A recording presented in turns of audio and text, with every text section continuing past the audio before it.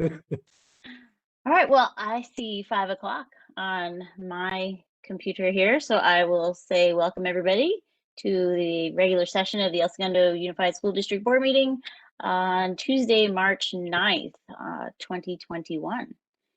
To start us off tonight, we will ask, Board Member Lane, Vice President Lane, to please lead us in the Pledge of Allegiance, and we'll mute ourselves except for her. Stand like wherever you are. Got the flag on our screen.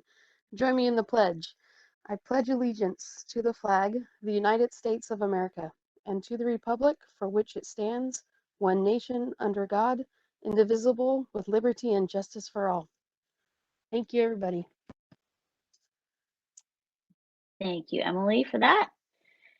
And item 3B, report of action taken in closed session. There was no action taken in closed session, so that's short and sweet. Item 3C, the agenda hearing period and public communications. Let me take a sip of water because I do have 2 public communications I would like to read out. All right, please stand by as I load them. Okay. Sorry. Our first one is, hello, ESUSD School Board. This is Cristabel Viena, and I am writing as president of El Segundo Little League in response to agenda items 4D and 6A. On behalf of El Segundo Little League and as a parent of 2 students in ESUSD schools, I write in full support of the recommendation to reopen fields for use. To date, we have hundreds of El Segundo students registered to play Little League for our spring season starting later this month. Now that LA County has met the new COVID threshold to allow youth sports like baseball to resume gameplay, we are in dire need of field space to accommodate our players. In the past, during our spring season, ESLL has had access to all 3 fields at CSS, Walton, Rookie, and Bacallier, the fields at ESMS, and the turf field at Arena at the high school on weekday afternoons/evenings and weekends. Without school fields, we do not have enough space for all our families to play.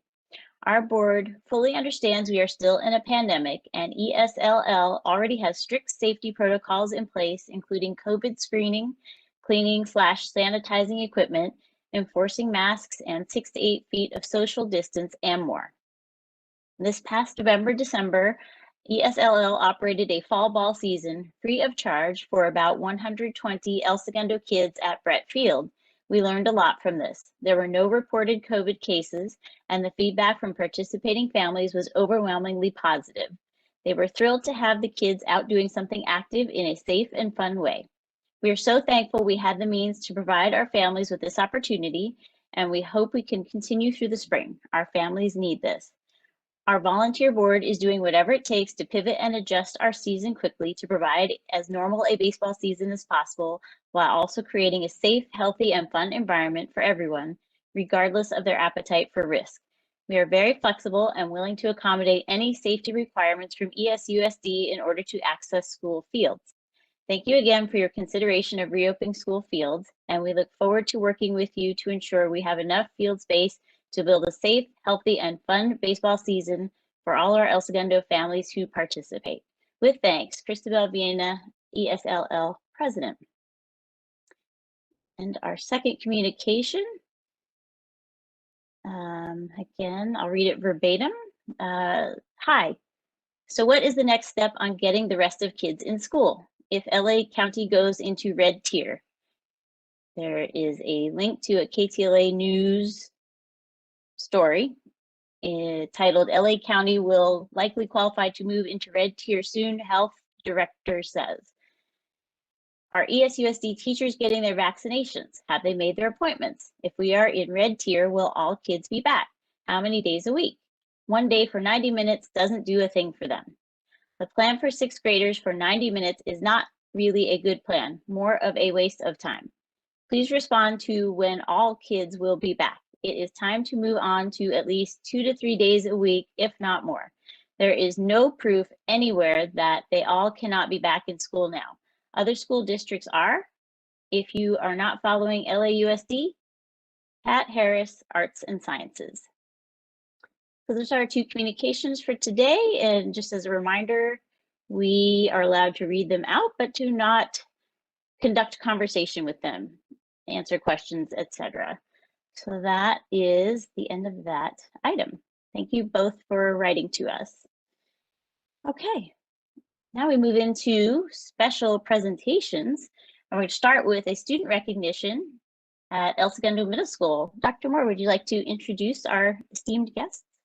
Yes, it's with a great deal of pleasure that I introduce our speaker today, and she is coming to us, Allison Davis, who is our middle school instrumental music teacher. Welcome, Allison. And she's going to speak with us about the tremendously talented musicians we have with us. Thank you, Dr. Moore. I appreciate that. And it's good to be back here again. So our music students at the middle school have been very busy over the quarantine. And thankfully, we've still had some opportunities for them, regardless of the current situation that has been happening. So we have four students that are joining us today, and 5 students who were participants in the SCSBOA, which is a very long acronym for the Southern California School Band and Orchestra Association. We affectionately call it SCSBA, for the SCSBOA Honor Band and All Southern Band. So these students took their own time, working on their own and with their own private teachers to prepare for this event. And we have 3 students that made the All Southern Band, and 2 students who have auditioned now for the 2nd year in a row for the honor group.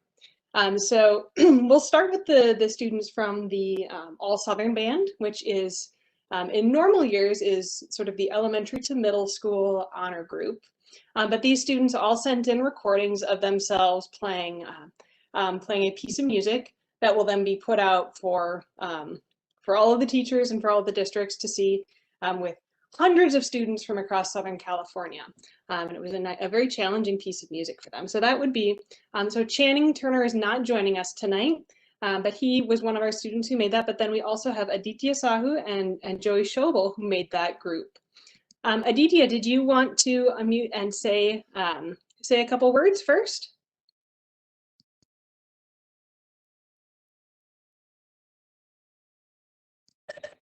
Oh, Aditya, I think you are still muted.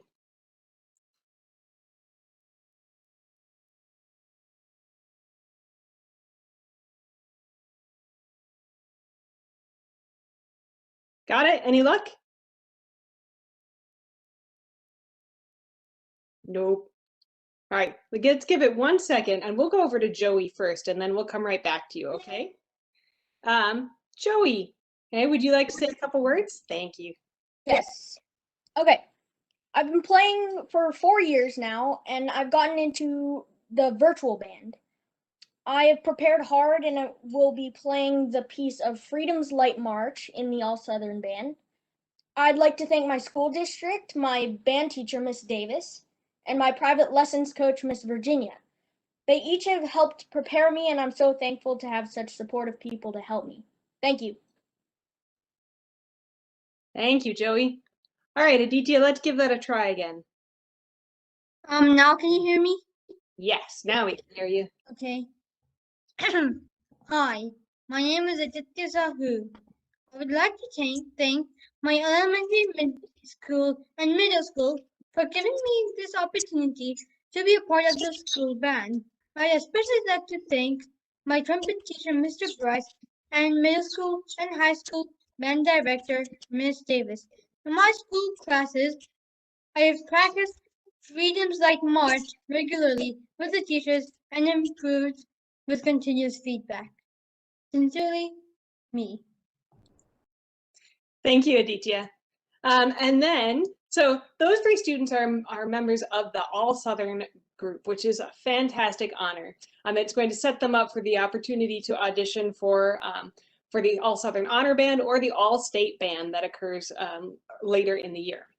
And then our 2 students who are actually twin brothers at the middle school in 8th grade, Kent and Brett Yada, are 2 members of the middle school honor band. So that is open through grade 6 through 8. And Kent, I believe, is here with us. Oh, there you are. You're both there. All right, Brett and Kent are both there on the same screen, and it is their turn to say a couple words. Go right ahead, guys. All right, so for the past year, I've taken virtual band meetings by the help of Miss Davis. This is my second time that I participated in SCSBOA Honor Band.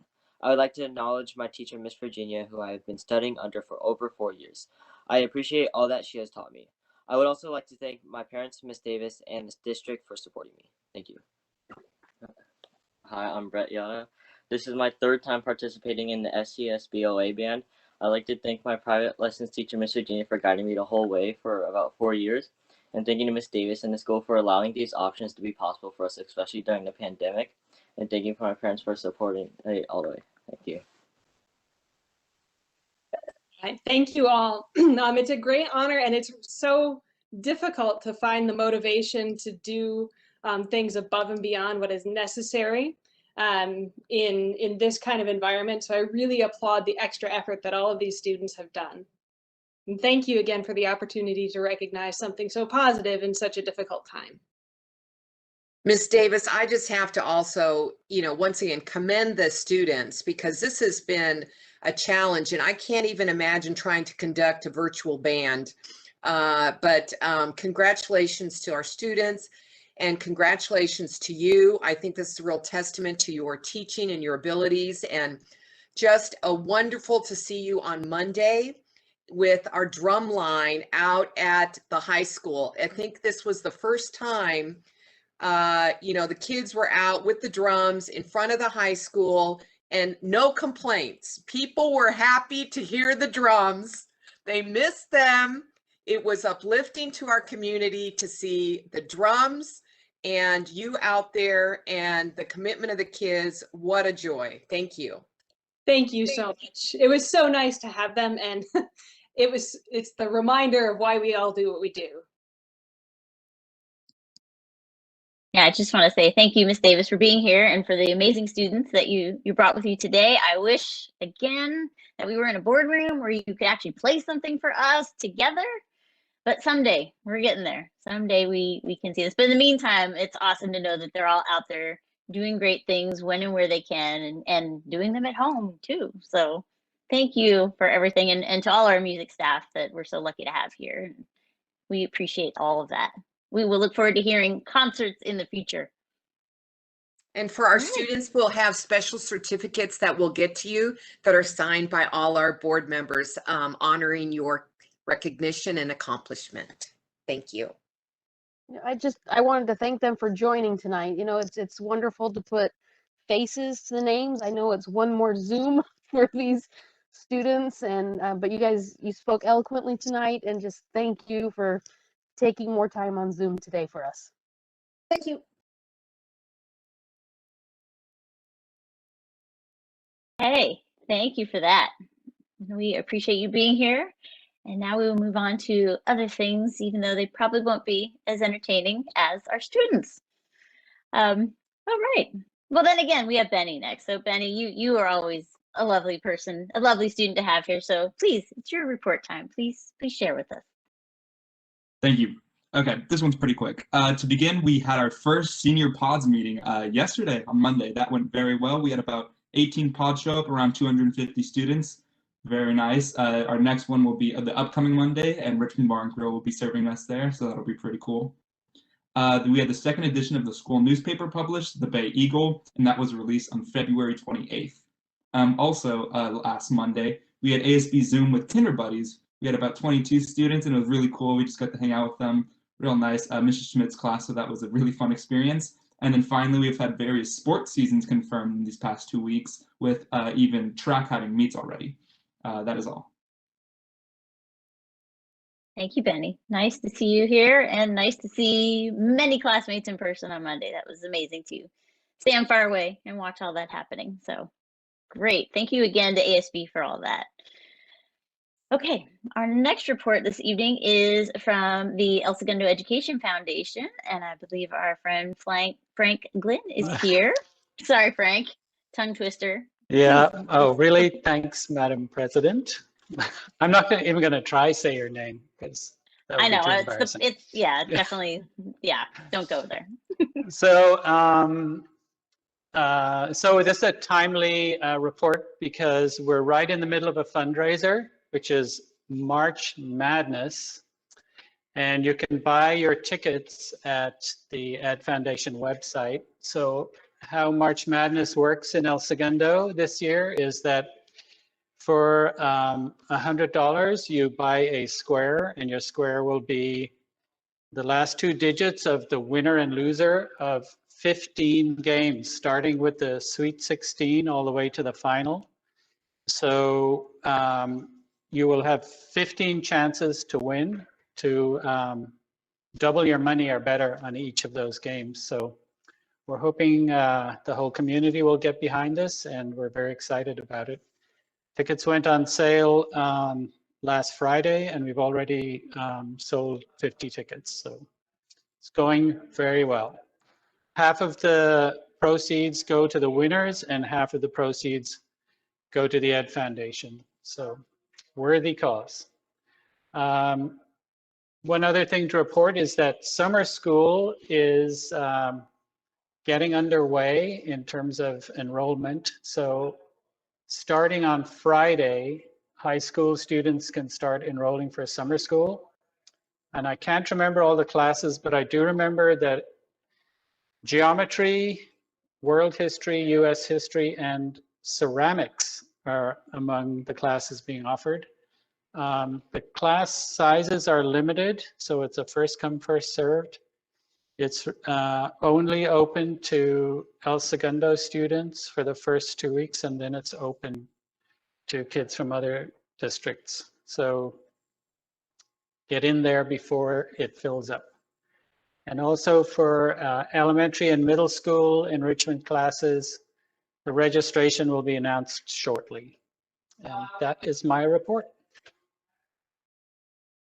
Great, thank you, Frank. Right. Always Thank nice to you. have you here, and thank you to the Ed Foundation for everything that they continue to do for our district. We're very appreciative. Absolutely, thank you. Bye. All right, next up, item 4D is an update on facility and field use. Dr. Moore. Yes, good evening, President Miller-Zarnicki, members of the board, and members of the public. The purpose of our presentation this evening is to provide our board with an update on our field use and what the Department of Public Health deems permissible at this time. And I'm very pleased to share that we have some exciting and good news to share with you this evening. As the board is aware, Board Policy and Administrative Regulation 1331 is the policy and regulation that govern our fields and the field user groups. And so this evening we'll be considering the user groups and commitments that took place prior to school closure and our recommendation going forward. Also joining me this evening is Mr. Ali Rabihi, our Director of Operations, who has worked very diligently with me in preparing this recommendation for you this evening. Next slide.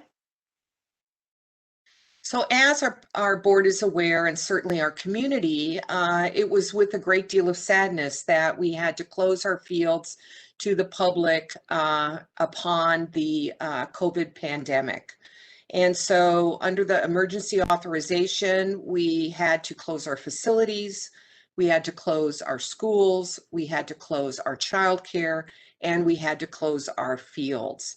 And I think that was especially hard here in El Segundo because we've had a long-standing tradition of school and community usage and a partnership with our community to caretake our schools and certainly use our fields almost as an extension of the park system that is governed by the city of El Segundo.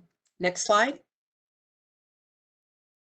So I'm very pleased to say, although we have not received an amendment or a revision in the public health order, knowing that this was important to our community, that we're indeed having our case rates going down significantly here for the first time this year, I contacted our Department of Public Health to seek clarity as it related to use of fields. With spring coming and knowing with that outdoor sports come into play, I reached out to Dr. Robert Gilchek, who is the liaison for school districts at the Department of Public Health, and shared with him the language in the health order that was not permitting us to open the fields and seeking authorization. And I'm very pleased to share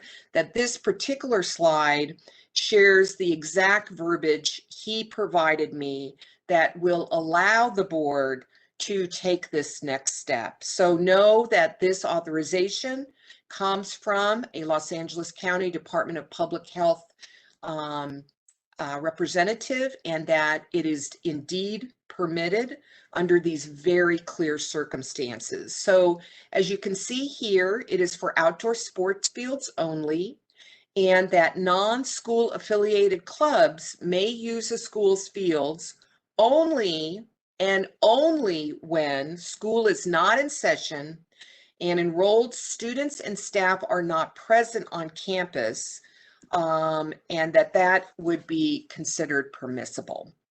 So at this time, I'll turn it over to Mr. Abihi, and he specifically is going to go over a lot of the nuances involved in the various field use, and welcome him.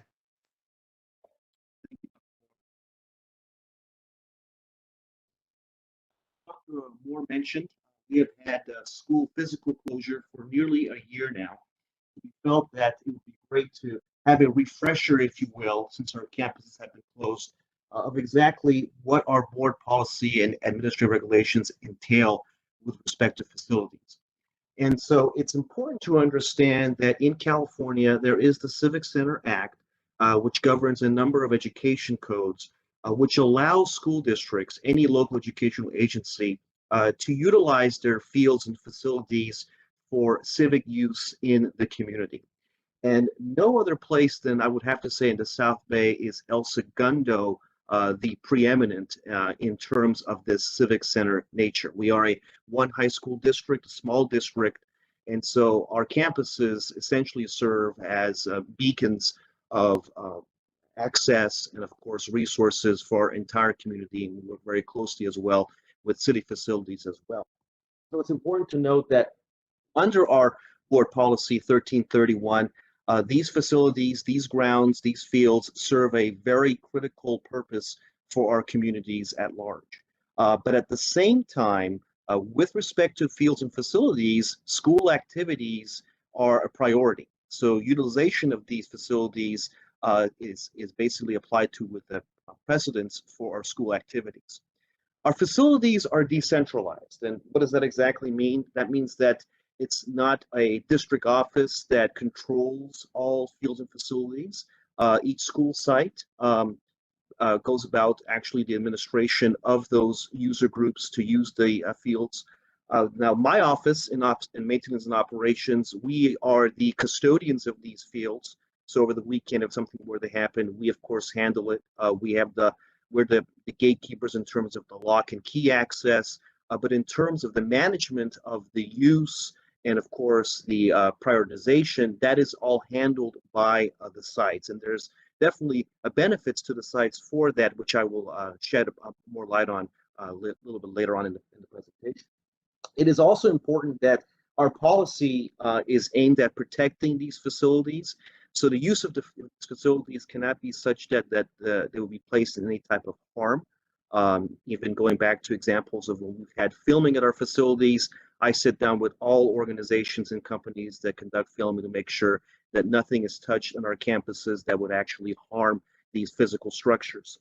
And nothing can occur on these premises that would interfere with the core mission of our school, with what we're teaching, and of course the guidelines set forth by the state of California. We also, as I shared, have a joint use agreement. We're working very closely with the city of El Segundo at one particular school site, which I'll elaborate on in a few moments. And it's also important to know that per the Civic Center Act, along these various ed codes, there are different types of user groups. There's actually 4 different types, which I will elaborate on, that can use these facilities, and each one is different in nature. Next slide. So these user groups, what exactly are they? Well, the Civic Center Act makes it very clear that there is the first all-encompassing group, the free user or free use groups. These would be the nonprofits. So an example would be the Boy Scouts, the Girl Scouts, the El Segundo Education Foundation, American Youth Soccer. These are organizations that are obviously not for profit, and they have access to the facilities free of charge. The only time where there is an actual cost to the organization is if the district incurs any type of direct cost. And an example would be if the restrooms were to be opened and custodial services would be provided, then therefore whatever our cost is as far as that custodial service goes, then that is incurred by the organization. And then that goes into the direct cost groups. These are groups, like I shared before, the fields and facilities may be utilized, but if there is any resources or services that are required of the district, then those direct costs are then incurred by the organization. And then we have the fair rental value groups. These are groups that may charge an admission fee, may have a purpose in which there is some type of profiting, of course, involved. And so therefore, there is a fee to utilize these facilities, but it's also amortized. And essentially what that means is that there is a value placed on it. It's not just the direct cost to the district, but there is also what is the value of the facility for this particular organization that has, say, an admission fee, or it's for entertainment purposes, or it's a meeting or conference in which individuals actually pay a fee to participate in. And then we have our internal school-related organizations. So, for example, the various clubs that we have at any of our schools, the middle school, the high school, for example, the Kiwanis Club, if they were to utilize one of our campuses for one of their organizational activities, obviously there will be no charge for them, and so they of course are given a priority as well. So the internal related organizations are important. These 4 different type of user groups, it's not just El Segundo Unified's board policy admin regs that discusses these. These are actually found in the Civic Center Act in Ed Code, and it's what we use to differentiate between the different types of groups in the administration or management of the facilities that they use. Next slide. So there are some positive impacts when our fields and facilities are used by groups. And we have not had much positive impact, obviously, with physical campus closure. But going back in time, in pre-COVID days, when our facilities were utilized, and as I shared, it's decentralized, the sites retain 75% of the actual revenue that's generated from these facilities use.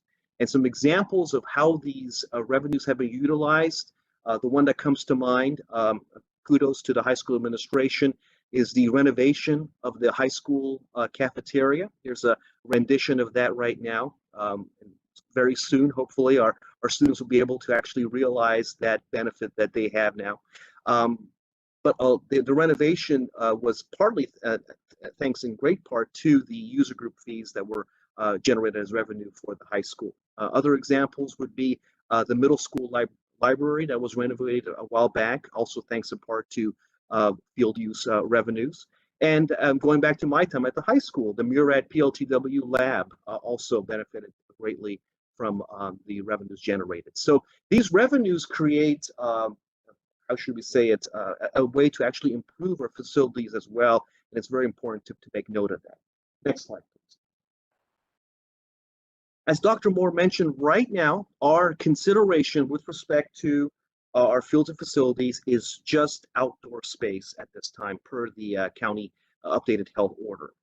So this would include the fields at Center Street School, the El Segundo Middle School fields, the high school fields, and the El Segundo High School track. So it's very important to understand that it's just for outdoor use at this time. Next slide. So we figured we'd take kind of a site-by-site comparison of the different groups that have utilized our fields. This goes back, of course, to pre-COVID. Some have been mentioned already in this meeting, but we figured we'd go school by school. taking a look at Richmond Street School, the Blue Butterflies. It's important to note, next slide, please, Dr. Gown. It's important to note that at Richmond Street School, there is a joint use agreement with the city, as we know, the Richmond Field. Back in late October, working with the city, we actually had the field, thanks to the city, opened up at 8 a.m. on weekends and closed by 4 p.m. This was all handled by city personnel. And on the weekends from 4 p.m. to 8 p.m. And again, all handled by city personnel. So at this time, this is the way it is at Richmond Street School, has been since October, and will continue to be so. And of course, a big thanks to the city of El Segundo Parks and Rec for handling that. Next slide, please. At Center Street School, home of the Cougars, we have these various organizations that have utilized their fields: Beat City Baseball, El Segundo Little League, Hot Shot Tennis, Westside Kendo Dojo. So these are the various facilities or various groups that have utilized the facilities over there at Center Street School. Next slide, please. Home of the Bulldogs, we have Big Blue Soccer, the Strikers Soccer Club, El Segundo Girls Softball, El Segundo Little League, and the Challengers have utilized the fields at El Segundo Middle School. And let's go ahead and wrap it up with El Segundo High School, the Eagles. The El Segundo Strikers, the practice field in the stadium, have been utilized by that organization. Pop Warner Football has utilized both the field and the stadium. And El Segundo Little League, the softball field located very close to Arena High School, has been utilized by that particular organization. Next slide, please. And so we have to look at what are some considerations to keep in mind before we move forward with our recommendation. Clearly, the pandemic is still here with us, but the numbers are going in the direction that we want them to go for the sake of our entire community.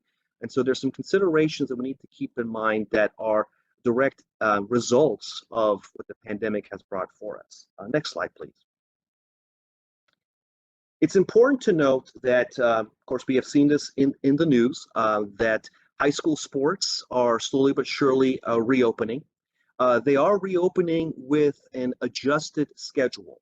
We're going to be having football happening in the spring, and many other sports that would typically happen early on in the year now actually happening during springtime. And so therefore, those sport activities, going back to our board policy, they are school related. They, of course, will take precedence. So our fields and facilities will take precedence with respect to these school-based groups before we can actually move forward and allow outside user groups to use them. So it's very important to keep that consideration in mind. And then the next piece, I can't stress this, just like Dr. Moore mentioned earlier, it's not for indoor spaces. Again, that's not at this time up for consideration. It's just for outdoor spaces. And it's also important to note, this goes back to the updated health order, user groups may not utilize these facilities or fields when we have students here present or during, of course, our school hours. So it's important to note that time and time again. The other piece, working very closely with our bond construction team, we do have a lot of construction happenings occurring throughout our district this spring. We have the Center Street perimeter fencing project that's underway.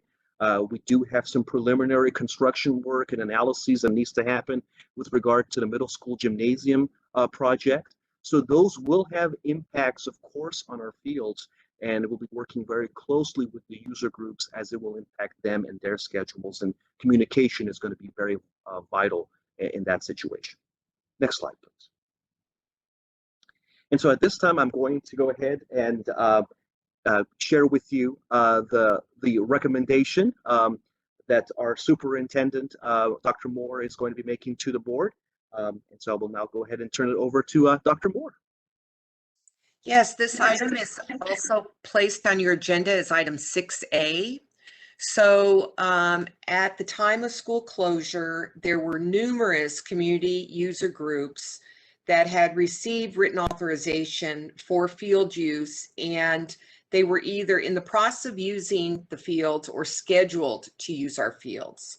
So as a school district, we have an obligation to meet our commitments as it related to our policy. So once again, we would want to reopen our fields outside of school hours. we would honor those commitments that we made in spring of 2020. And Mr. Rabihi and I worked on this extensively. We're a little excited about having open hours for our track. This was definitely one that I heard from our community. When's the track going to open? So we do have limitations. We know these hours might not work for everyone, but it's a starting point, right? And so with the health order in play, 7:30 a.m. to 5:30 a.m. to 7:30 a.m. would be open run. And Mr. Rabihi has worked to have nice freestanding signs. Our users could enter at Oak Street, go down, take their laps, and then head home, obviously safely and following all those protocols. And then weekends, we would have open hours on weekends as well. And then certainly reopening center and the middle school, and our hours are noted there. High school football field and the arena field. So what we would really be considering is our user group commitments are first. And then if we have space available and other user groups want to come and ask for space, it would be on what is left, what is available still. So it's the school sites would be taking those requests in accordance with our policy. Next slide. So it's really with a great deal of joy that Mr. Rabihi and I would love to take down those facilities and fields closed sign. So when the pandemic hit, Mr. Rabihi ran out and got banners for the safety of all. Our fields and facilities are closed, and we want to take those signs down. We want to open our fields in accordance with this recommendation. Because here in El Segundo, it's all about our community. It's about having space for our families to, you know, throw the football with their child, to be responsible caretakers of our facilities. And we look forward to the board considering this as item 6A this evening. We're happy to take any questions. Okay, well, thank you for that great overview. I liked hearing everything from board policy to actual people that want to come and be there. So thank you for covering all of that. And thank you for the extra step of going to public health, because I can't tell you how many times I had to quote to people the actual health order that said facilities are including grounds, and those are closed to the public. So thank you for reaching out to clarify that in this time of hopefully numbers going in the right way. So board members, does anyone have any questions or comments at this time? No? Okay, we have another chance. Oh, Emily, go ahead. I just have a concern. You know, Ali talked about it quickly, you know, and I hope the community really heard that our sports programs are coming back with these condensed seasons and everybody is practicing all at the same time. So I'm a little concerned that, and again, people are just think we're going to open the field, it's going to go back to normal, everyone gets their normal slots. It's going to look different. And I hope the community understands that we have to provide our athletic teams. But I mean, really, never have I ever seen, you know, lacrosse out with football, out with soccer, with everybody. So it's the field space is going to be limited. I would hope, and I will make sure that we are using the field space as much as possible. But there are only so many hours where students aren't on campus, and our teams won't be using that. So please, as whoever's listening to this, and I'm sure there's some sporting presidents and people watching, just think about that when it comes time. Right. Any other comments or questions? Okay, well, thank you, and we'll see this again later on our action item. Thank you for the thorough presentation in the meantime.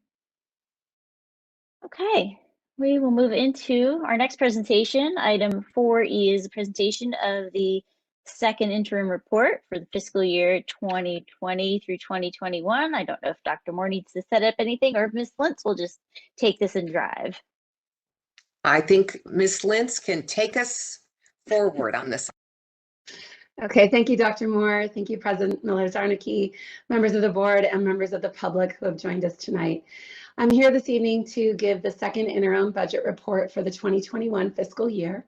This is the second required financial report, and it is our financial report as of January 30th, 2021. I will start by just reminding everyone that just 2 weeks ago, we met to go over the governor's proposed January budget. And in that, I gave a very extensive overview of the state and local economy and what a lot of our assumptions were as we start moving into our budget development process for the 21-22 fiscal year. There's so many 20s right now. So I am not going to go back through all of that presentation, but will instead just hit on some highlights and some high points that are pertinent to the second interim. Next slide, please.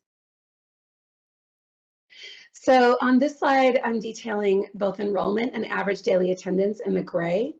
As I've discussed before, we are funded on our average daily attendance, or the number of days that students actually attend class. And as we discussed a couple of weeks ago, our enrollment has dropped in the 2021 fiscal year. It dropped slightly more from first interim, about 9 students between first and second interim. And while we attribute that primarily to COVID and the school closures, and do hope and assume that the majority of those families will return to us, as is our usual practice, we will budget as if those students aren't returning and as if we could see some additional declining enrollment in the upcoming years.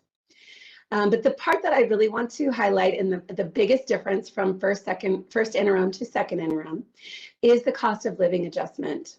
The cost of living adjustment, or COLA, for the current fiscal year remains at 0, or the funded COLA remains at 0.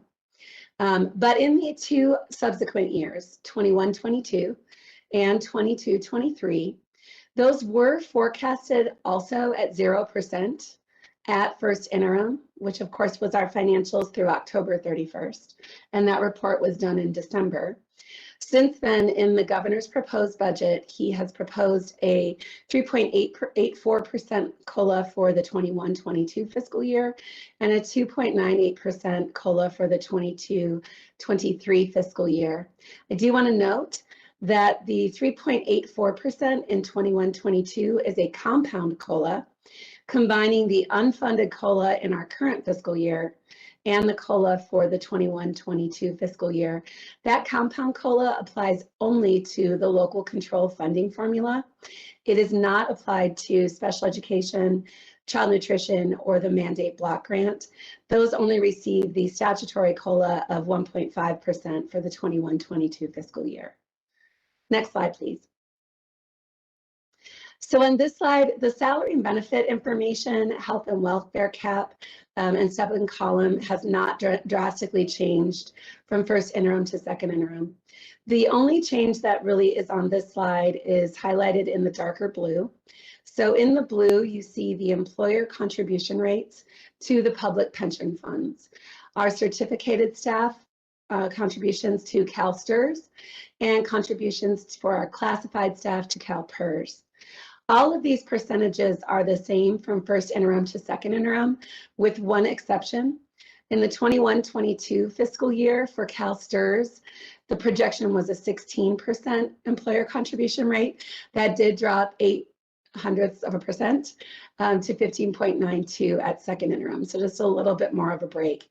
But both of those go back up to the original projections in 22-23 after a slight break in the employer contribution rate increases for the current fiscal year and in 21-22. Next slide, please. Just a reminder that the word we've been talking about for the last year, deferrals, those are still in place for the current fiscal year.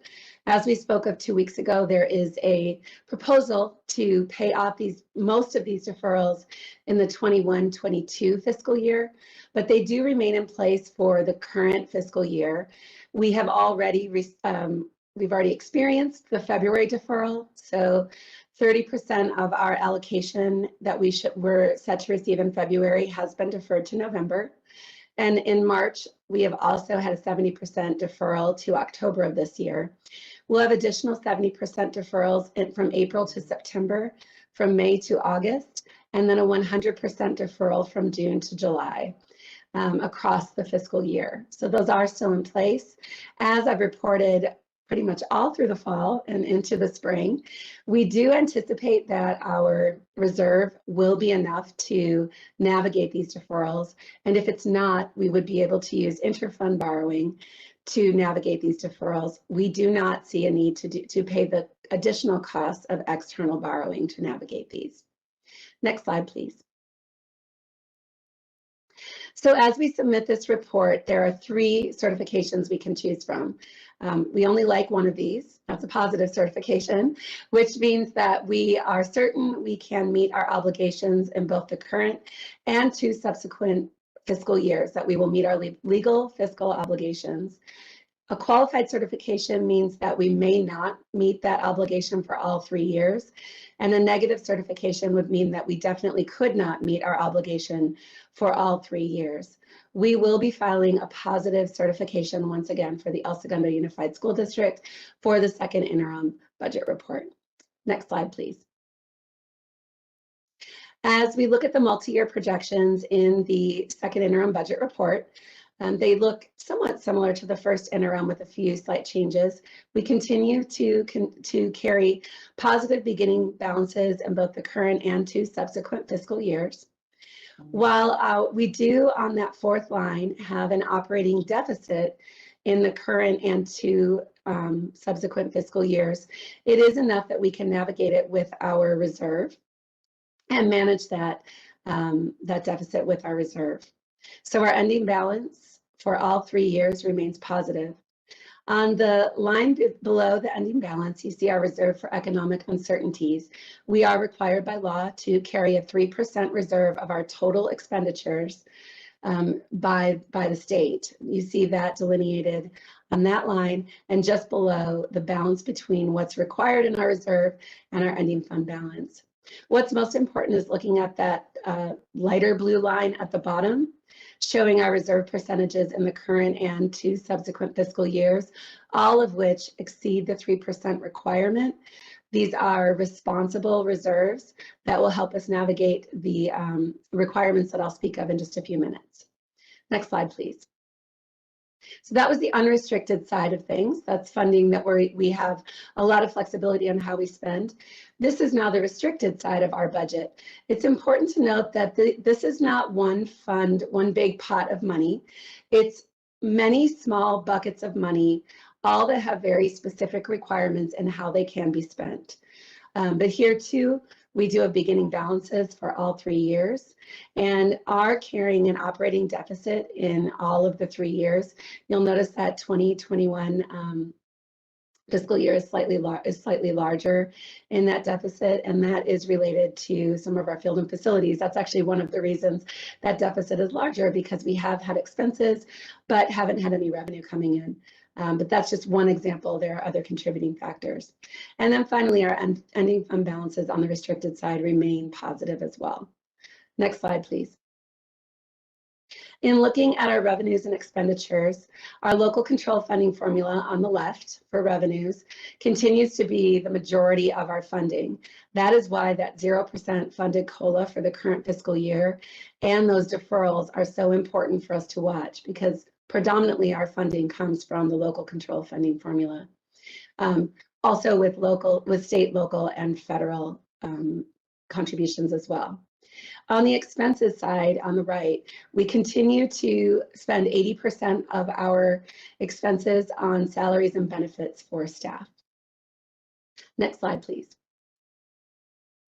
So I mentioned our reserve levels previously. There are reasons that we carry more than a 3% reserve, and that we sustain, that it's been board practice for historically to sustain responsible reserves.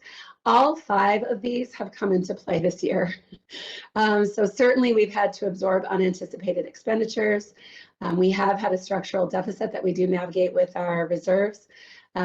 We have had, I guess I could call it disasters and pandemics for one-time outlays for that. Cash management has been huge with these deferrals in using our reserves. And again, that protection against declining or fluctuating enrollment that I discussed earlier. Next slide, please. What happens next? This report must be submitted to the Los Angeles County Office of Education. They evaluate it and determine their take on our report. There's no reason to anticipate they wouldn't agree with our positive certification. They will notify Board President Miller-Zarnicki of their findings. Then in May, we will attend the governor's 21-22 May Revise workshop, where he revises the budget that he put forth in January. That will give us the assumptions that we will complete our budget development process for, and we will adopt both the local control accountability plan with Ms. Janasek's department, as well as our budget for the 21-22 fiscal year prior to June 30th, as required by law. Next slide, please. On Friday, AB 86 was signed into law by Governor Newsom. When I posted this slide, I didn't know it was going to be signed into law, but it got signed into law on Friday. And it has 2 parts to it, which will provide additional restricted one-time funding for the district. The first is approximately $2 million to be used for expanded learning opportunity grants. These are opportunities for our high-need students to access extended learning time, to train our teachers, and to also provide social and emotional learning. We will be coming back to the board with a state required plan prior to June 1st with Ms. Janasek's department on how these funds will be spent. We do have until September of 2022 to expend these funds, so all next fiscal year. Second, and the one that's been in the news a little bit more, have been the school opening incentives. So it's $2 billion that was set aside for this. We estimate that El Segundo will receive a little over $1 million, so long as we meet all of the opening requirements prior to April 1st. And these funds can be used for expenses related to school opening. Dr. Moore, I didn't know if you wanted to add anything on those before we move to the next slide. Thank you. I did want to add on the second one regarding opening school incentives. As the board is aware, our school district is ahead of a lot of school districts in the county as it related to school reopening. And it's just very encouraging that we now have our elementaries fully reopened in hybrid, TK through 5th grade. On Monday, we welcomed back 6th graders, and they'll be doing Friday pod activities, and they'll be back this Friday. We had our seniors return in pod activities. So we are really looking to shift our focus to planning for the red tier. So I have appointed Dr. Gooden to facilitate a secondary reopening committee, because we need to be ready for reopening school this month. So it is not if we are opening grades 7 through 12, it is when we are opening grades 7 through 12, and it will occur in March. So we're waiting. We are operating right now somewhat in the blind, waiting for direction from public health regarding what is the framework or rules we're going to need to be operating in at the secondary level. The good news is they have reassured us that it will not be one class, one teacher, and they do recognize that students at the secondary level do need to go to class, but they will not likely be allowing students to go 6 periods a day, for example. So we are actively problem solving, coming up with potential solutions, and I appreciate the work the committee is putting in to do this thoughtfully and the right way. Thank you, Dr. Moore. Next slide, please. There are also multiple proposed positions that we are recommending for the fiscal year 21-22 that have been accommodated for in the second interim budget. Many of these are positions that were cut due to the COVID-19 pandemic and the ensuing budget crisis that happened, or we're seeing that now need to be brought back now that students are coming back to campus. And then we do have a couple of new positions we also see as necessary. On the certificated side, bringing back the elementary principal, we had a resignation of an administrator. We chose not to fill that position, but with students coming back, feel that will be a necessary position. We have an EL teacher. We did bring on an EL teacher in a temporary capacity this fiscal year, but see that as an ongoing need for our English learners. On the classified side, bringing on 2 custodians to address the sanitation needs related to COVID-19. An intensive behavioral assistant to work with our other instructional assistants on students with special needs who have special behavioral needs. An administrative assistant in the HR department, as well as restructuring the career center position from a certificated to a classified position. And then as students return, bringing back the high school attendance clerk and a safety assistant to help with student supervision. While these are proposed for the 21-22 fiscal year, we do see that some of these positions may be necessary in the current year as we are bringing students back in the red tier, as Dr. Moore discussed. Dr. Moore, do you want to add anything on this slide as well? Yes, several of these items are under action item D, approval of reinstatement and addition of new positions. So the board will be voting on those this evening. On the restructured positions, we would actually have to bring different job descriptions to the board for their consideration at a later time. Thank you. Next slide, please. So before taking the board's questions, I do want to say a thank you to the business services team. The district's finances are definitely in the hands of a talented and dedicated group of people. I could not do my job without the work that they do. So thank you to them. Next slide, please. And with that, I'm happy to take any questions the board might have on the second interim budget report. Okay, thank you, Ms. Lentz, for that very thorough report. And I see a hand from Paulette. Would you like to ask or comment, Paulette? I'd like to comment. I really do appreciate the work you put into your reports, and I really also appreciate how easy you make them to understand. This is not an easy topic, and in our last Friday update, I think it was in the board report things. Anyway, you had a narrative that you did that was just amazing. And I just really appreciate it. I want to say thank you to you. You are the best. Thank you so much. I appreciate that. Saima.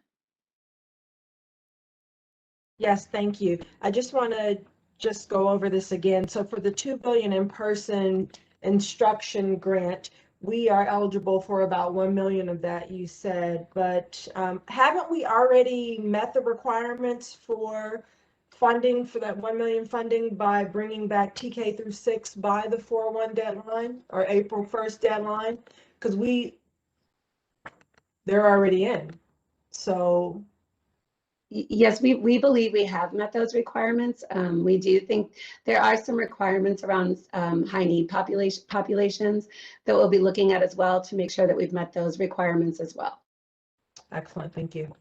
We would also like to note that the current structure as it's related to 6th grade and to the seniors is not a true in-person hybrid model.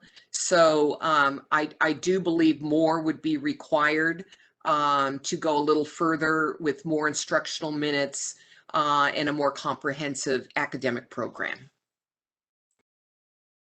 If only we knew how the health department would let us do that, right? Okay. Other comment, Emily? I think you had a question or comment. On that same slide, the early action legislation slide. Yeah, Kim, you can correct me, but I see that as restricted funds, correct? Yes, those are restricted one-time funds with very specific uses. And that's what I think. I mean, the next slide goes into proposing, and we're, as discussed, we're going to be voting on some things later on. But I just don't want the community to think, oh, look, they're getting $3 million more dollars. Let's figure out how we want to use that. We can figure out how, but it's within restricted ways.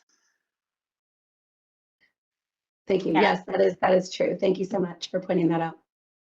Yeah, as we covered in our budget study session, I think that it's amazing to see the small pockets of money we're getting from federal and state opportunities, but they are very restricted in how we can use them. So we have to be very careful with that. So I appreciate you knowing where you can funnel those and where you can't. So that is a lot to manage above and beyond any normal year. So thank you for that. Any other questions or comments, Mike? Yeah, and just to, I think Emily made a really good point is that sometimes those funds, they're one shot use, you know, they're not going to be coming back annually. These are things that we're making decisions now based on the funding. And, you know, what's amazing is, you know, the financial team at the administrative level here at the district is what they're able to get done with all these funds for the students and getting them back to some normalcy. So, and the direction that those funds are taking. So while it's good right now because we have those, we also have to consider that sometimes, and as we get more back, you know, as we get back to more normalcy, those funds are going to kind of disappear for those kind of things, and then we're going to have to readjust. But for right now, it's amazing what they're doing. So I think Emily's point's well taken that we consider all those things as we move forward. Thank you, Member Wagner. And I would also just point out that the board's historical practice has also been to use one-time funds for one-time expenditures. And we are staying within those parameters as well. Okay. Any other comments or questions before we move forward? All right, we will see this item again later on our action list. Thank you, Ms. Lentz, again, for all your thoughtfulness and your whole team for putting all that together and managing every step of the way. Okay, we're going to move into the consent agenda. And as we do that, I have a special introduction that I'd like to read to our consent section tonight. For those of you who have expressed interest in the board governance issue wherein Member Wagner seeks to hold dual roles within the district by serving as both a board member and a coach for the high school, you should be pleased to know that the board has found resolution on this issue by accepting terms of recusal from Member Wagner when an agenda item comes before the board that may involve a concern of indirect or direct influence or benefit, a perception of favoritism, or the appearance of impropriety due to his official alliance with the high school football program. Additionally, it should be noted that Coach Wagner will be serving in that role in a volunteer capacity and will receive no form of compensation for his service to the football team to eliminate further concern about conflict of interest. So what that means is when we are in virtual meeting mode, when such agenda items arise, Board Member Wagner will recuse himself by turning off his camera and microphone when a concerning agenda item is on the floor. And he will be summoned back into the meeting after that item has been voted on without his involvement. When we return to in-person meetings, he will actually exit the dais for the duration of those items. So we are grateful that the board has come to this recusal agreement and can move forward together with integrity in its governance. So I shared that because as we move into our agenda, you will see some of these opportunities today. Yep. So let's start with that. Moving forward into the consent agenda, are there any items board members would like to pull? Yes, Member Wagner. Because of my direct relationship with several of the coaches on in item C, I'll need to ask that item be removed. And also item B, because my own name is there as a certificated volunteer coach. So if we could remove those from the consent agenda, and then I'll recuse myself as those are voted on. Okay, thank you for that. I think we can. So with that, let's take a motion to adopt, well, other polls, let's ask. No? No. Okay, so we could take a motion. You can stay there for a moment. Stay with us, Mike. If I could have a motion to cover the other items on consent agenda, who would like to pose that for us? I'll move approval. Wait, I saw Dayima with her hand up. I'm gonna give it to Dayima. I don't have it on gallery. Let me move mine. Yeah, it's hard to not in gallery. So sorry. I can see that. So Ms. Wheaton, yes. So I move to vote on consent agenda items A and D through K. And I'll second. Okay, perfect. We have a motion and a second. Is there any discussion on these items? Seeing none, let's move forward into voting. Benny, your advisory vote. Aye. And Mike? Aye. Daima? Aye. Paulette? Aye. Emily? Aye. And I will also vote aye. So those consent agenda items A and D through K are approved 5-0. Okay, with this, we will say goodbye to Member Wagner, and I will be ready to text him back in when he's allowed back in. He's going to go mute as well as off video. So yes, those have both happened. So if I might have a motion, we have 2 items left.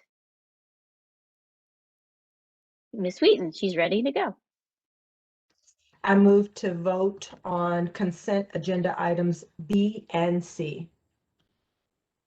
All right, do we have a second? Oh, Paulette. Thank you. Second from Paulette. Any discussion on these items? You know, I think it's Uh-oh, you went mute. There you go. how many coaches are on these items? You know, I hope the rest of the community is excited as I am to see our sports coming back. It's you know, education is our main focus and our main goal, but you know, these members giving of their time, they get paid, but it's very small considering how much time they put into our students. It's exciting to see, and it's the first time in all my years that I've had such a variety of sports all on the same thing. So I'm excited. Right. Yes, it's a lot going on, and I actually do feel bad for our multi-sport students who have to make some difficult choices, but you know, this whole year has been difficult. So, you know, more power to you for making the choice, and whatever team you end up choosing, our school will be all the better for it. So, okay. Any other discussion? All right, moving forward on items 5B and 5C. Benny, your advisory vote. Aye. And Daima? Aye. Paulette? Aye. Emily? Aye. And I will also vote aye. The motion carries 4-0. Okay, I'm going to text Mike back. Let's watch for him to come back so we can move on.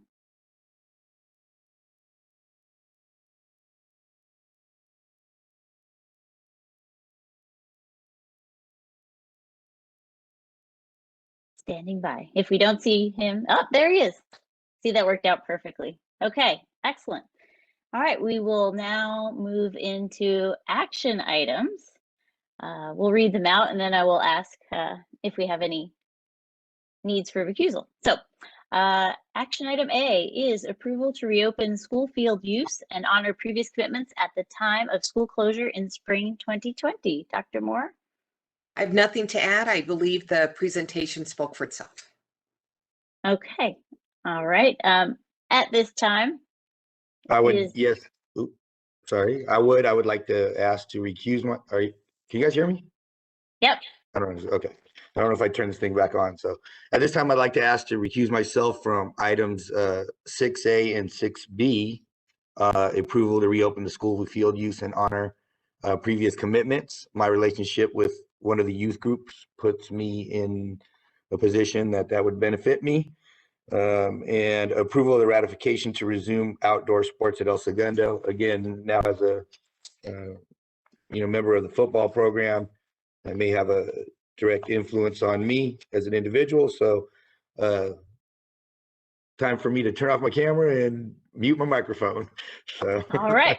All righty. Thank you. We'll see you back. Yep. All right then. So at this time, I would like to see if there's a motion to approve item 6A. Emily? I'll move approval of item A. Okay, and is there a second? Oh, I think Daima was just a little ahead on that one. So I'm going to say, Daima, you have a second. Is there any discussion at this time? And I just want to bring up, I've already voiced my concerns to Dr. Moore. You know, I love sports. I love sports. Our family participates in sports. I am all about sports, as I just said how excited I am. But, you know, I do want to make sure, and I think we're on it, but I want to put it out in the Elskono universe that our main mission is to educate our kids. And with all the restrictions and things that we have been under and looking at, you know, I just want to be very careful that in no way that this is going to affect our students coming back. You know, if I did a lot of, you know, we had a lot of reading on, you know, what if there is a bunch of positives and who's responsible. You know, those are all just things that we have to think about and be ready for, and, you know, close contact and contract tracing and all that. And I want to make sure that we're just making sure school is first. I think Elskono is doing an amazing job getting our kids back, and I don't want anything to jeopardize. I don't want the county in any way to come in and say, you're doing this wrong and you've jeopardized, you know, our safety protocol that we put in place to bring our students back. And so I just, you know, I know people have been upset about not doing this, and I know Little League needs our fields, and I want to do everything we can to accommodate our community, but that has to be our first goal, is to keep our kids in school. Any other comments or questions? Comments, really? Yeah, I will just reiterate that has been our prerogative from the start. We have to protect our school community and our public entity responsibility. So we will do exactly what you said, keep our students and staff safe, but then please, all campuses, I hope you will open up to whatever you can around that.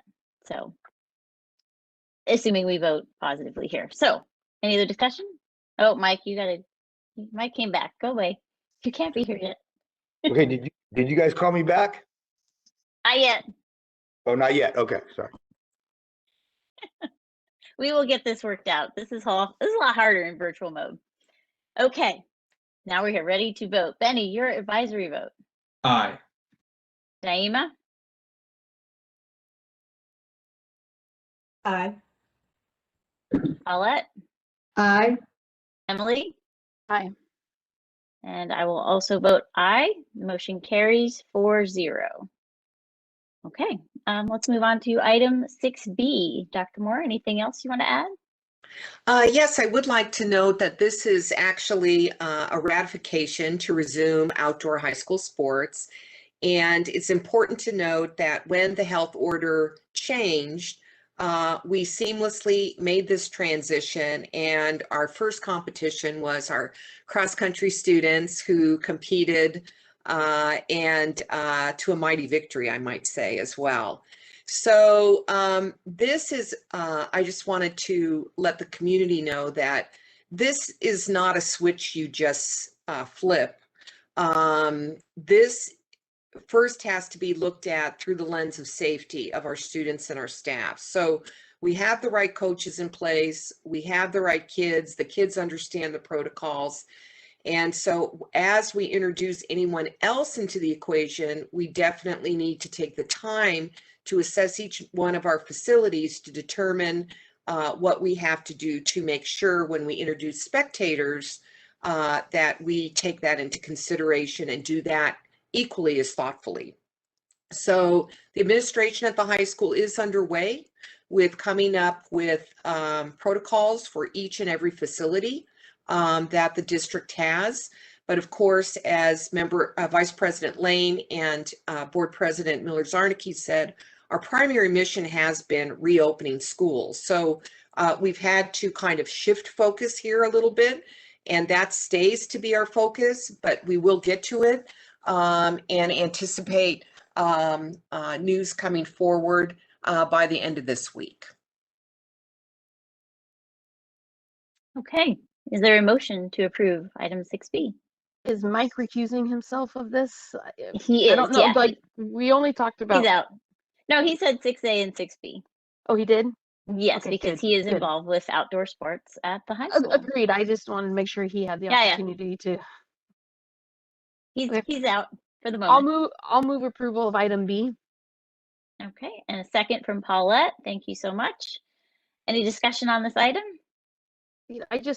Dr. Moore talked about it a bit. I'm getting a little heat from community members, about, what does it look like, as Dr. Moore kind of alluded to, spectators. And I got to put it out there, everybody, we are working really hard to get our kids back, and that is our focus. And we're excited to have sports back, but we're stretched thin right now. And our custodians are stretched so thin trying to keep that going. And, introducing spectators right now, there's a whole egress, you've got to keep one flow in, you got to have flow out, and distancing, and then cleaning afters. And I get it, my kids play sports, but I would rather them get to keep playing right now than us not be able to do anything. So I hope the community, I don't think there's a whole lot of attendees on, so I hate to preach this to them, but I do want to say that our staff, our custodians, our staff, our coaches are working hard to keep masks on everyone, keep distancing from everyone, and just give us a little time. We will get there. I think we have proven that we will do more, and we are, but just please give us some time to figure out opening schools, opening sports, all of it in a safe way. Okay. Thank you, Emily. Other comments? Okay, let's move into voting then. Benny, your advisory vote. Aye. Daima? Aye. Paulette? Aye. Emily? Aye. And I will also vote aye, so the motion carries 4-0. Okay, give me a moment to call Member Wagner back. We'll let him sign back in.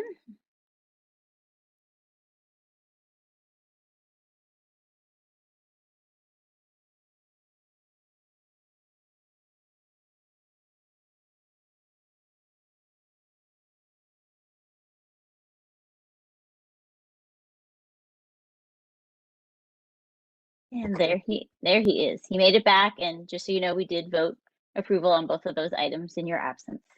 So you're back. Oh, can't hear? Oh, sorry. No? Yeah, I just fixed it. It was Okay, good. It was off. Yeah.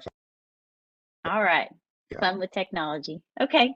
All right. We're moving into item 6C, approval to increase certificated staffing to reduce class size for the 2021-2022 school year. Dr. Moore. Yes, I enthusiastically bring this recommendation to you this evening, and this is one-time funding that is made possible through the Elementary and Secondary School Emergency Relief Fund. And who better to invest in than our teachers to lower class size? So it is our goal at the 4th and 5th grade level to keep our class sizes at 28 or lower. And that our English and math classes at the secondary level would also be lower to the extent possible. This is close to $1 million for our school district, and we believe this is a wonderful way to mitigate learning loss. How best to help mitigate learning loss than to keep class sizes reasonable in these important subjects that are really critical to our students and the core knowledge and basic foundation that they need to be successful. Okay, thank you for that introduction. Do I have a motion for approval? Paulette, yes, and a second from Daima. Thank you. Any discussion on this item? I feel like I'm talking a lot. So, Paulette, I see Paulette. I see Paulette. Let's go with Paulette. Well, I can't resist this. I'm sorry. I'll keep it short. And this is, as a teacher, former teacher, lower class sizes, just yay! I think that's so fantastic. And I know it's only a one-time deal, but one time, yeah, maybe leads to two. Anyway, yay! I'm excited. Thank you, Paulette. Other comments? Okay. All right.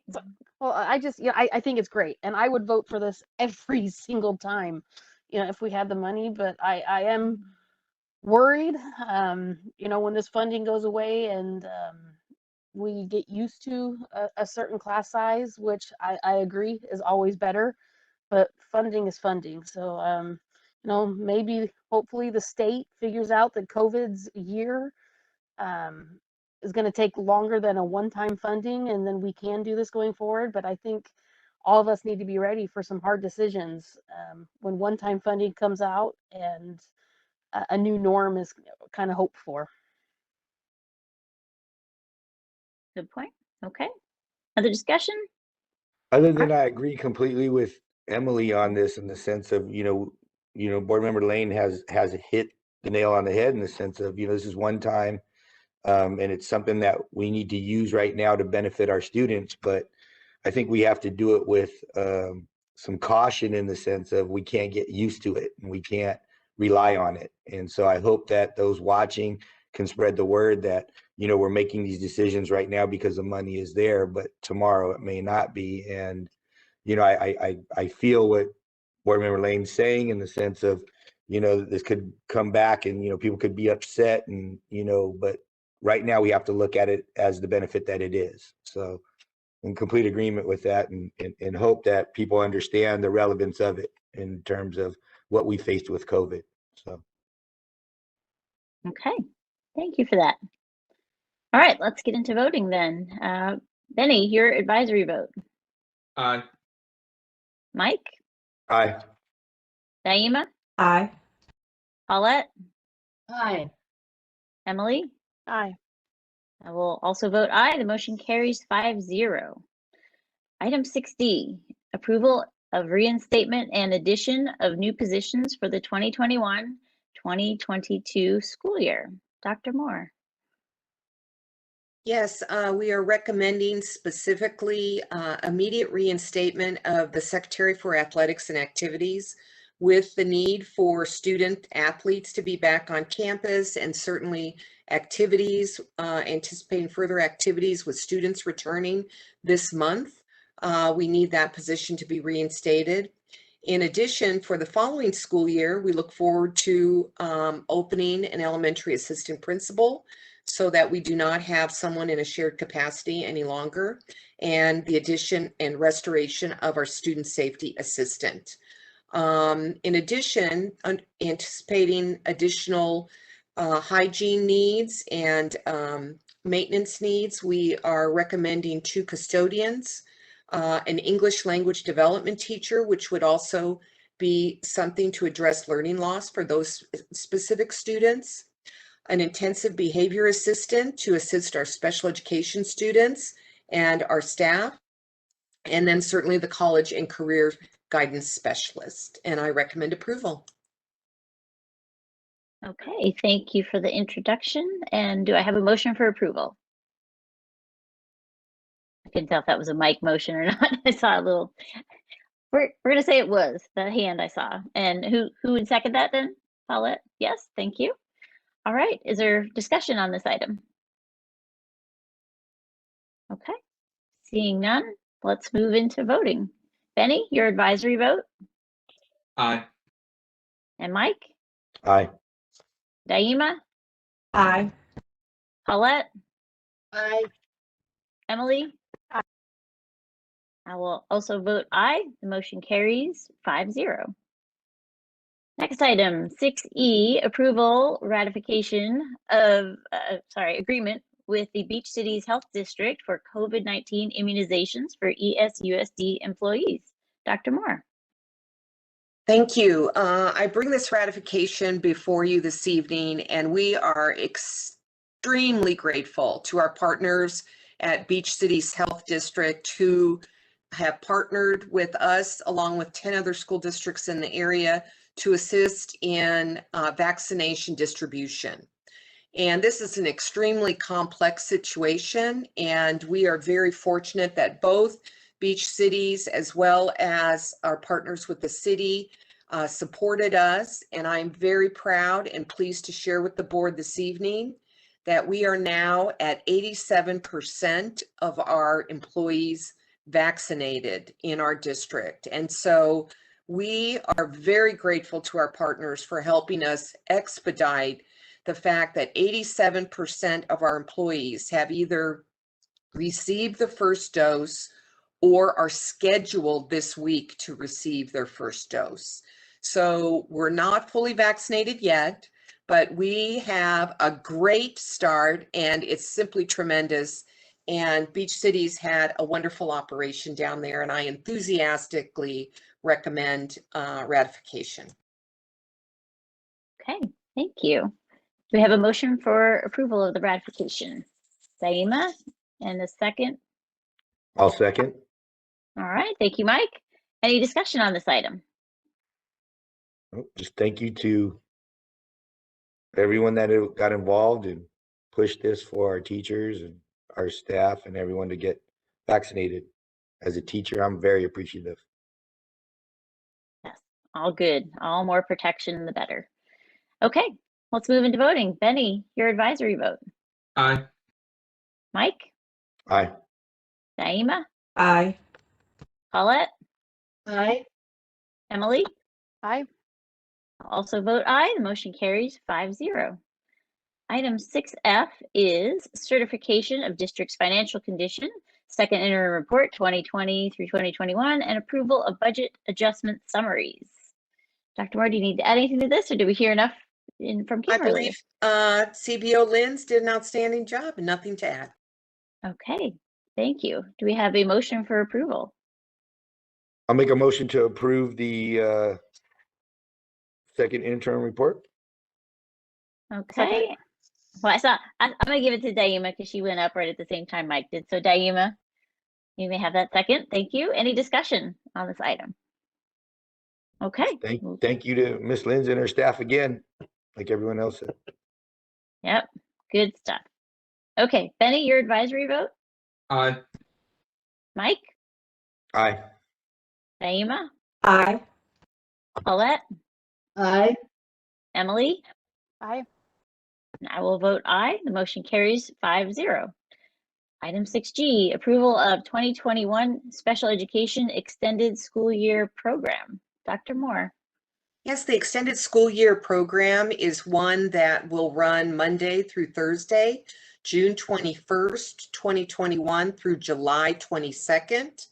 And this specific program is preschool through 12th grade, and it is for our students that could experience a significant regression of skills. So it's for our most needy special education students, and I recommend approval.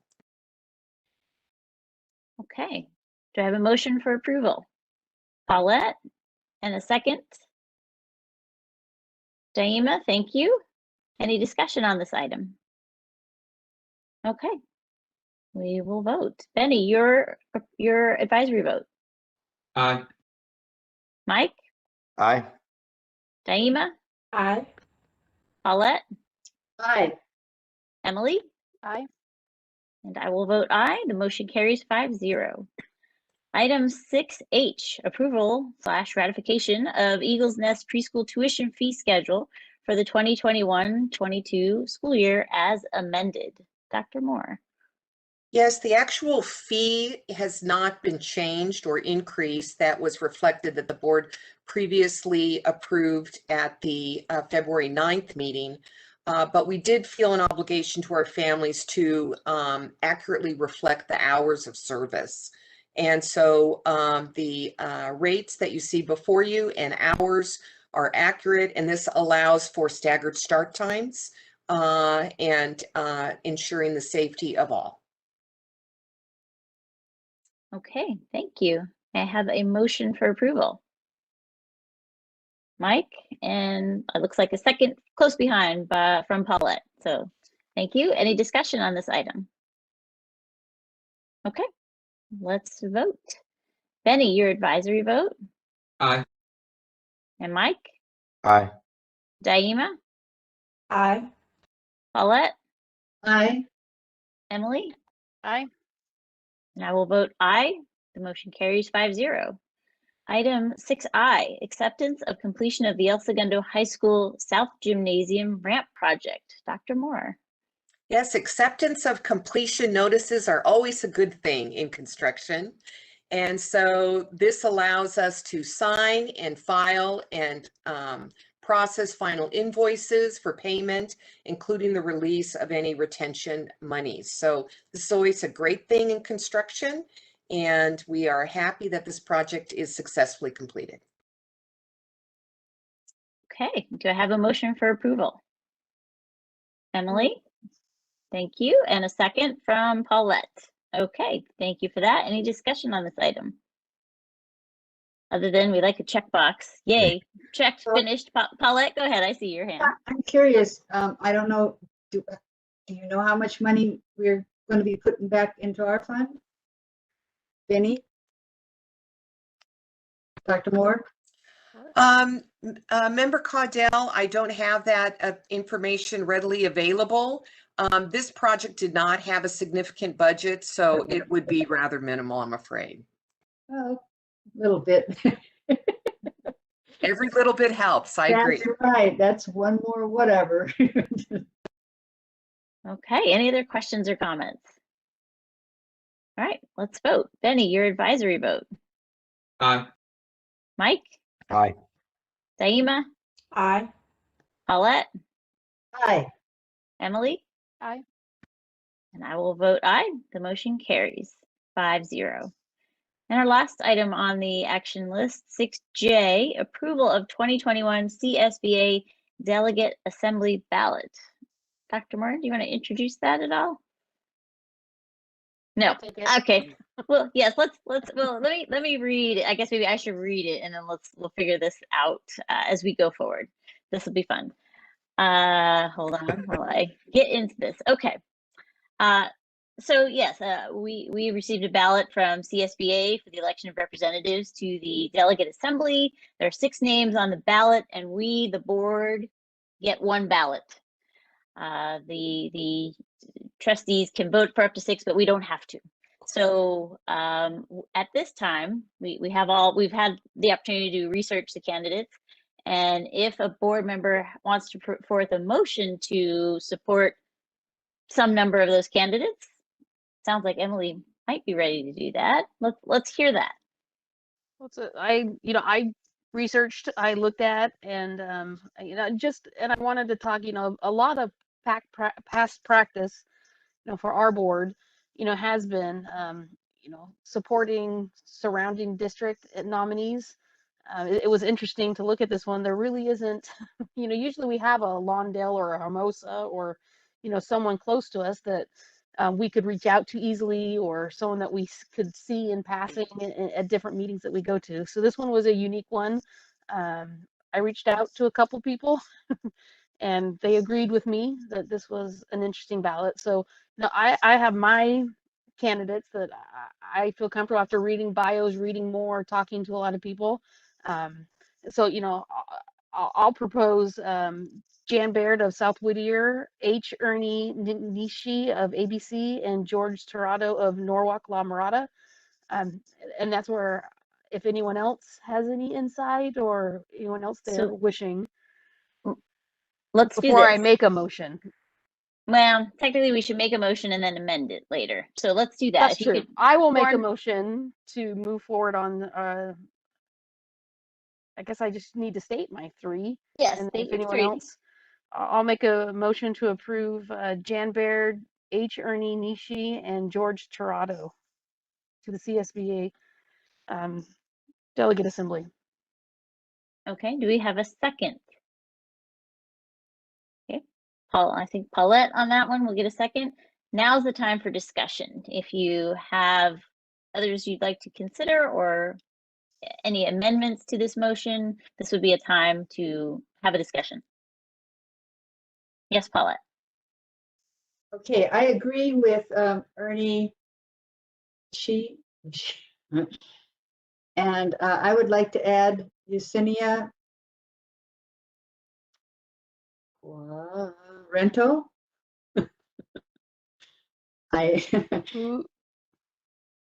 That's the Paramount.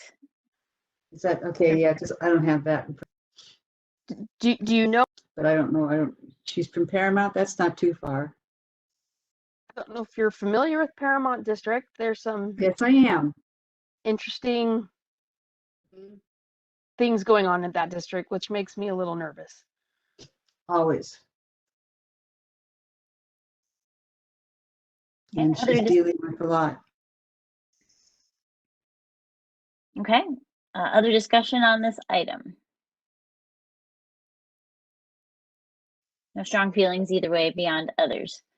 I just Okay. think, just to give you input I think Emily touched on some of it. There are some issues going on in other districts. You know, we aren't privy to all those things, but looking at those, and the same thing with, I think, you know, with the other candidates that are there, you know, in El Rancho Unified, I think there was some issues, and you know, so I'm comfortable with even all four, either 3 or 4, considering, but I do know that there was some issues, like Emily has mentioned. So there's no, I think, wrong or right answer on this, in the sense of, you know, these people have put their names in the hat to contribute to, you know, CSBA, and you know, if we have a strong feeling, or a leadership, or part of our leadership is recommending to me, I'm comfortable with that. So at this point. Okay, so you're comfortable with all 4 potentially? Or yeah, or the 3 that were motioned, if, you know, if Claudette wants to make an amendment and add that name, I would be comfortable with that too. I mean, unless, you know, Emily has a big opposition to it, I just don't see any negative in giving this person their vote if they put their name in there. Naima, any thoughts on these items?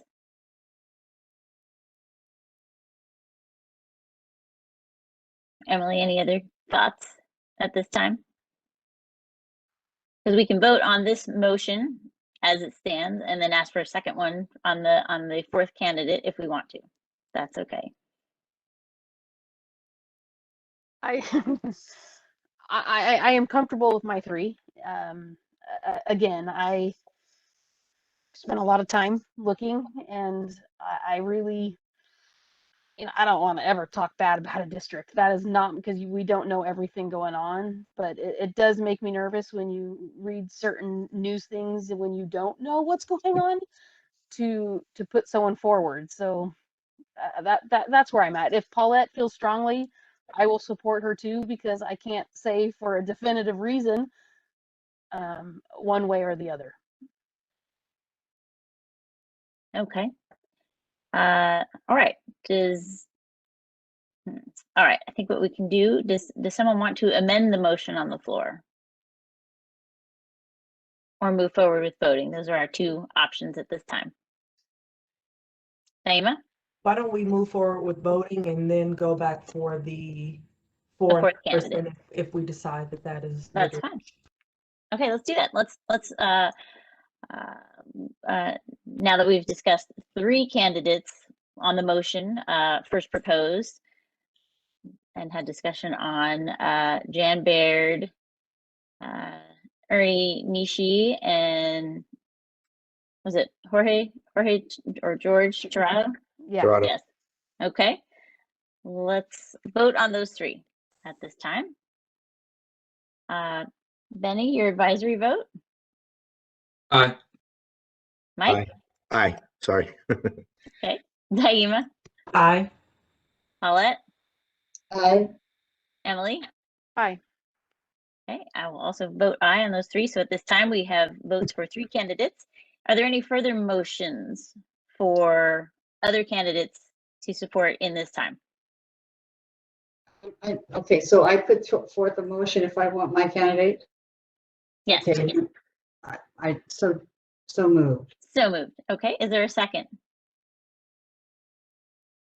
Okay, Naima has put a second out. Any further discussion on, let me say her name properly, or as best I can, Yesenia Quarenta of Paramount. Okay, Then let's move into voting. Benny, your advisory vote? Aye. Mike? Aye. Daima? Aye. Emily? Aye. And I'll also vote aye, give her a chance to get into a scenario where something might work better. The motion carries 5-0. So at this time, we will put forth our support for the four of the candidates: Jan Baird, Yesenia Quarenta, Ernie Nishi, and George or Jorge Tirado. Okay, thank you for that. That was complicated, but if somewhat efficient. All right, moving into information pending action time. Dr. Moore. Yes, item A and B are considerations for you this evening regarding Board Policy 500 and Board Policy 1340.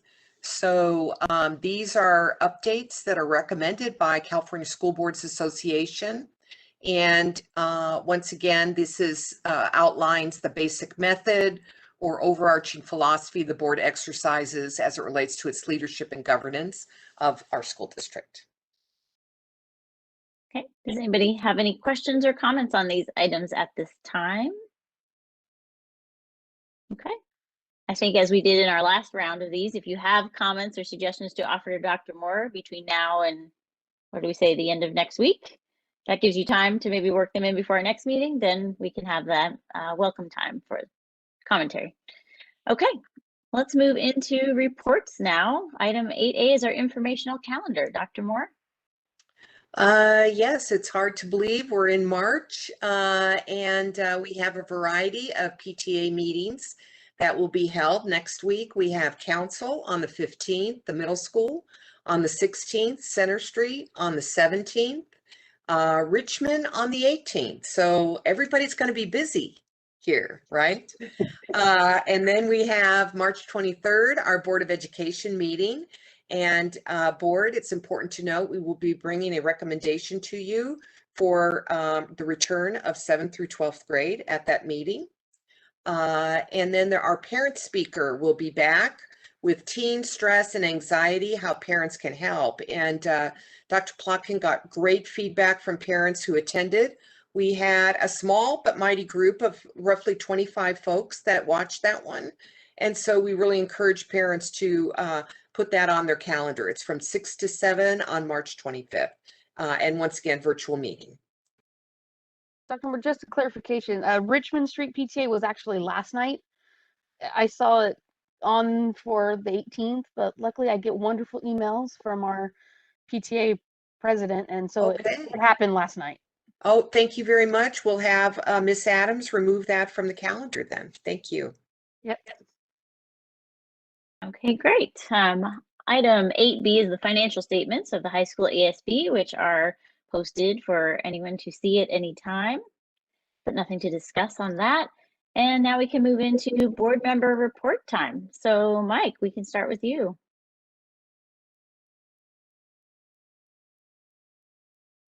You're on mute.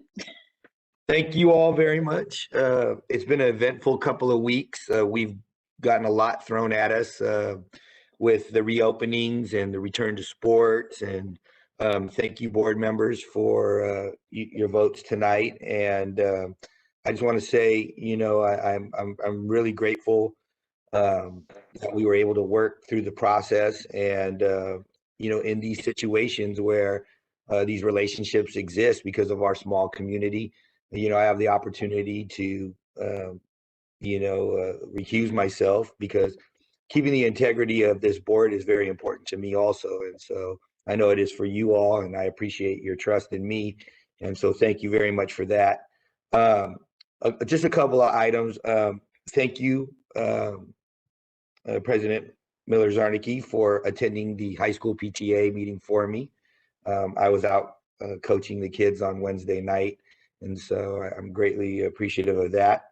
And then, you know, just in regards to the reopening of the fields and those items, I still don't know how the votes turned out, but I'm just going to make assumptions that they were positive in that sense. But the use of the fields is really critical, and I know that opening those would, and you know, it would have been unfair of me to discuss it prior to the, or during the presentation or immediately after. So I just wanted to say a few words. Is like those fields and being open creates a lot of opportunities for our youth groups to get back in full swing playing and practicing and being outdoors and sports. And so it's making a huge impact, the availability of those resources. So, you know, thank you to our administration for all the hard work they did, Mr. Rabi'i and Dr. Moore. I know on a couple of occasions, you know, we spoke and I was like, we need to find out these rules and regulations and get the clarity and consistency and the statement. And we needed that statement. And so I know you work very hard on doing that. So thank you very much for that. And President Zarnicki for taking all those calls from me too about, you know, the fields and the allocations, and to Christabel from ES Little League and Kessid for our youth football, and all the wonderful people out in the city, you know, committed to youth sports that volunteer and do all those things. We're working really hard. And so thank you. It was really inconsistent for us to make a decision, but now that we have the guidance, I'm really greatly appreciative of all the work that was done. And then looking forward to 6 through 12 getting back. And then just, you know, an item that's coming up, and I know that we're working on it. You know, we're aware of it as a board, and I know the administrations of the different schools are working on it. But as we return to, you know, sports, you know, patrons and whether or not they can attend and those kind of things always come up. And just know that we're aware of it and that we're working on it, and that, you know, those protocols and those safety measures that are expected of the district are being discussed, and that, you know, we're on the right path to ensure that we can get to a place where we can keep everybody safe and meet everybody's expectations. But it just takes some time, and hopefully that the public that's, you know, there will you know, continue to support us and give us the kind of patience that we need, and the administrations actually need. You know, we're just pushing the button, but they're the ones doing the hard work and lifting. And so if we can continue to just give them some patience and some time to get those protocols set up so that we can get back to watching the kids play sports. So on that, thank you, board, very much for all your time and effort. Hey, thanks, Mike. Naima, your turn. Excellent, thank you. I want to say really quick before I give some really good news that I know that we have students that are full distance and we have students that are hybrid. And while I know lately the news has been, the updates have been on our hybrid students, I want you to understand that we are one community, we are one school district, and we are working hard to get everyone back to school together. And that is a result of, like we said earlier, 87% of our teachers have been vaccinated.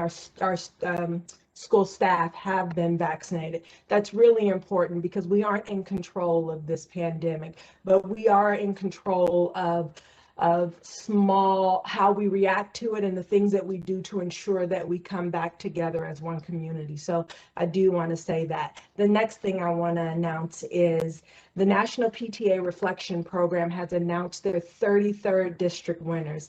This means that our students were evaluated against all students in the entire South Bay. At this time, I want to congratulate some of our students. Taking first place at the 33rd district was Kiera Pereira from Center Street, Samantha Lindsay from the high school, and then for second, and those two are moving on to the California State PTA, so excellent for that. For second place, we want to congratulate Benjamin Bieber from Richmond, and then for third place, for their categories, we have, I believe it's Jelena or Helena, please forgive me, Heller, and that's from Richmond. We have Camden Chen from the middle school. We have Eric Fallon from the middle school, and we have Elish Alvarez from Center Street. And that is it for my update. Thank you very much. Okay, thank you for that. Paulette, your turn. Okay. You know, I noticed something today. I heard voices of, you know, children walking up my street, and it's been a long time since I've heard that. And it was just so heartwarming. I even went out the door to look because, you know, oh, wow, I'm pulling Emily. It was just delightful to have kids walking up the street. It was obvious that they were middle schoolers and they were having so much fun talking to themselves, to each other, and it was a thrill. So I'm so glad we're back. Okay, middle school is my I'm supposed to attend their meeting, and we don't meet till next week. So I reached out to Cheryl Smith, the president of middle school PTSA, and she sent me some things to share with you, announcements to make. So here we go. 6th grade hybrid students started back. Yay, that's Cheryl. Thank you to the El Segundo Middle School PTSA volunteers who decorated the school for the 6th grade hybrid students' return. And it looked really fun and inviting. And I can just imagine that. I think that, well, thank you to Blimpies of El Segundo for lunch for teachers who were back on campus on Monday. Thank you to Cold Stones of El Segundo for the fundraiser last month. They raised $300. And El Segundo PTSA general meeting will be next week, March 16th, 7 o'clock. So, it's good to be back. Yes, slowly but surely we're making our way. Thank you, Paulette. Emily, your turn. Yeah, like as I said, Richmond's PTA met last night. They installed their new slate for next year, and it's always exciting to know that we have those positions filled and ready to go because it's so needed. And at their meeting, and they voted on increasing their scholarships for the seniors of this year's class, which, you know, what an amazing time to do that. And they, you know, they had mentioned that other schools were doing the same thing. I just think that's really, it's great of our parents at all these other schools to be helping these seniors through this time. Other than that, seeing the seniors come back was great. I know some 6th grader orientation Monday, and then Friday we're getting there, and we're moving in the right direction.